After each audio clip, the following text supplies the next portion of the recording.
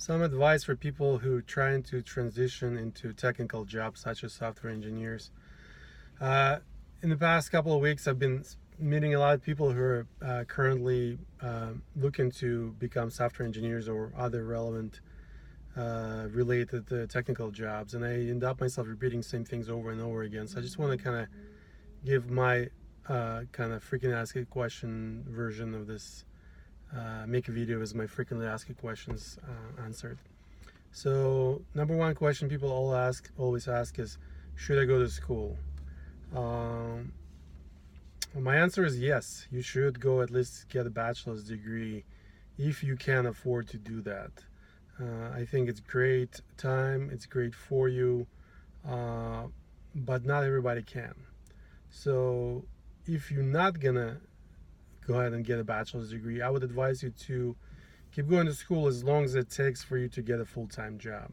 The name of the game for people trying to transition into tech is getting the first job, and I'll talk a little bit more about it later. So do go to school, and while you're in school, do as many internships as you can.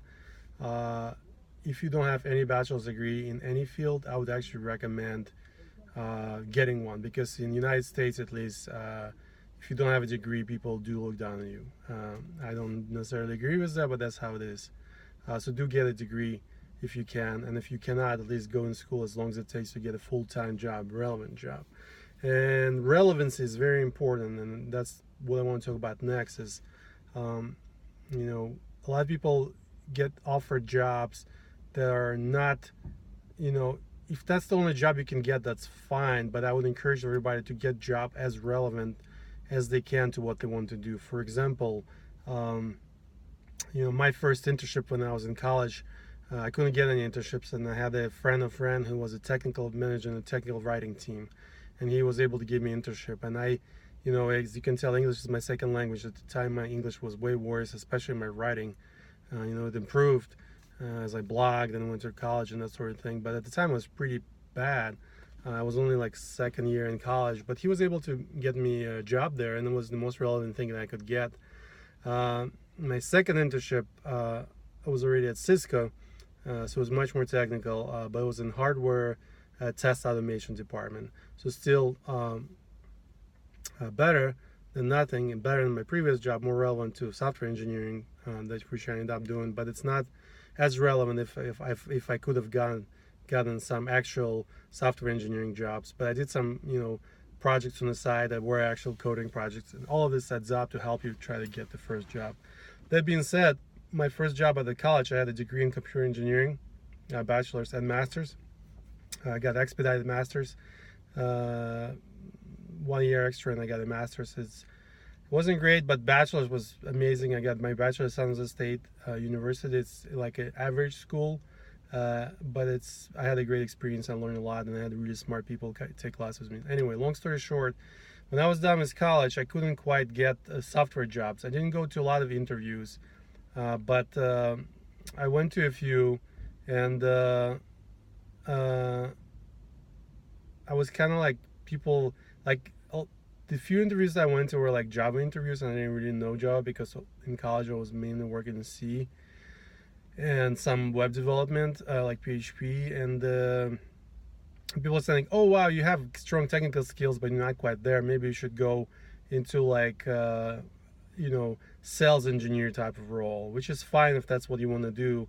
And sales engineers are people who go out and like learn the product, and they help customers use the product, but they don't necessarily do any programming themselves. But I knew it was a trap. I knew I wanted to be a software engineer. I knew that if I go down this path, it will be hard to get out. Every year you get experience doing something. It will help you get the next job. You make more money, so it's harder to walk away from that. Transitions are hard even within the industry. Even if you're a software engineer, for example, I started as a front-end engineer. I'm kind of transitioning to full stack engineer, and even that is hard. And if I were to apply for backend engineers, even 5-6 years in, I have a lot more front-end experience, so it's harder for me to come in at the same pay rate that I'm coming as a front-end full stack engineer if I were to go pure backend. And it will be even harder if you were trying to yeah, that's the people I was walking by here. it'll be even harder if you're trying to go from like sales engineer to software. You will have to probably take a pay cut, or even front end engineer to data scientist. All of that, while they're related, there's a learning curve. So my point is, the jobs that you get matters a lot. So when I was getting out of college, I didn't want to get the sales engineer job. I knew that I wanted to be a developer. And at the same time, my friend had a startup that he started, and he invited me to come join. And I basically worked for his startup for almost 2 years with no pay. I got equity, which as of now still hasn't gone anywhere. The startup's still around. He's still trying to make it work.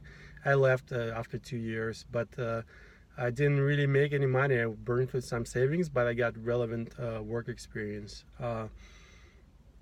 While I wouldn't necessarily recommend this to everybody, the point is that I got to work doing what I wanted to do for almost 2 years.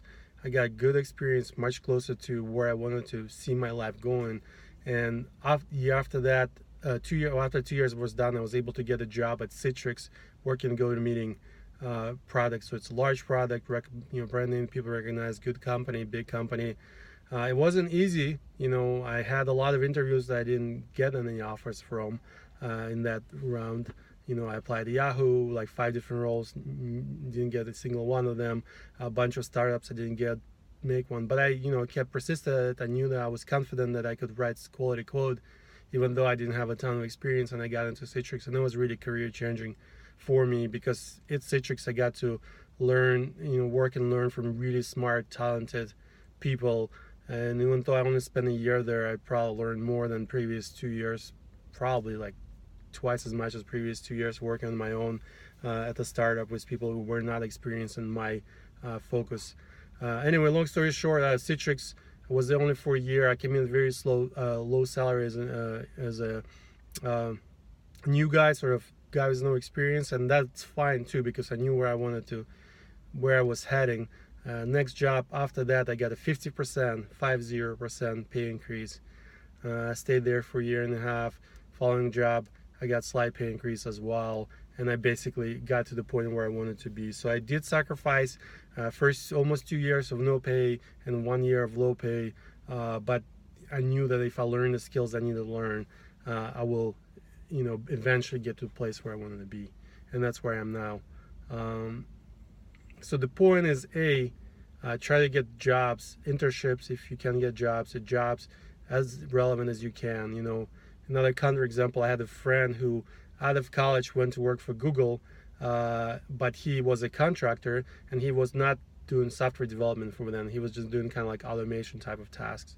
While Google looks great in the resume, he didn't have a relevant job experience. And after 2 years, he was back where I started, where when I was trying to find a relevant job, and I tried to, convince him, like, hey, dude, you got to get out of this automation crap, because you're going to get stuck for the rest of your life, unless that's what you want to do. There's nothing wrong with people who do automation.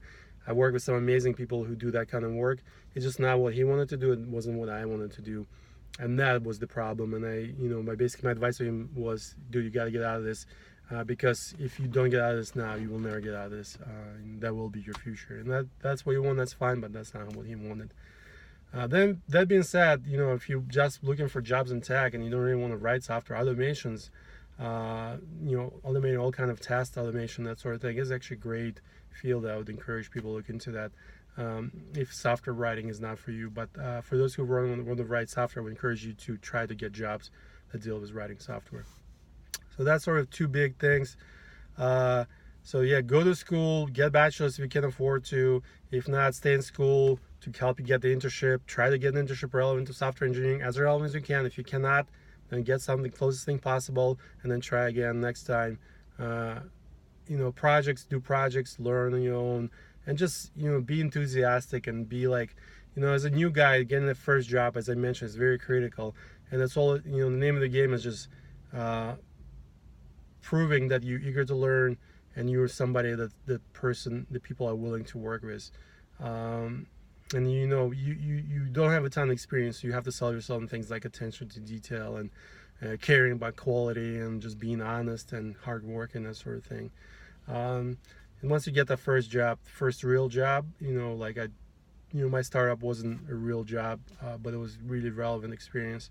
The first real job at Citrix, that was life changing for me, and from there on, getting jobs was much easier.